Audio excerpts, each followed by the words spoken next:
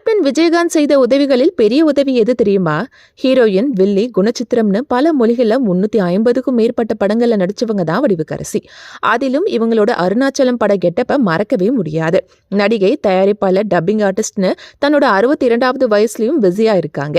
இப்படிப்பட்ட நிலையில தனக்கு கேப்டன் செய்த மிகப்பெரிய விஷயத்தை பத்தி கண் கலங்கினபடி ஷேர் பண்ணிருக்காங்க. அதாவது நடிகையா சாதிச்ச அவங்களுக்கு திடீர்னு ஒரு தயாரிப்பாளர் ஆகணும்னு ஆசை. ஆனா ஒரு நடிகையோட தயாரிப்புல நடிக்கணுமான்னு எந்த நடிகரும் முன் வரலையா?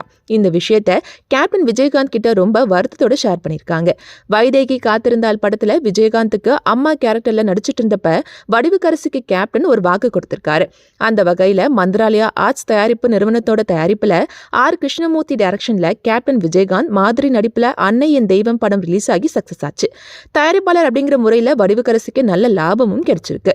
அப்போதுல இருந்து கடைசி காலம் வரையும் வடிவுக்கரசியை கேப்டன் எங்க பார்த்தாலும் முதலாளி அம்மானு தான் கூப்பிடுவாராம். இந்த விஷயத்தை வடிவுக்கரசி ஒரு இன்டர்வியூல ஷேர் பண்ணது குறிப்பிடத்தக்கது. பலரோட வாழ்க்கைக்கு விலக்கேத்தி வச்சவர் அப்படிங்கிற பெயர் கேப்டனுக்கு மட்டும்தான் பொருத்தமா இருக்கும்.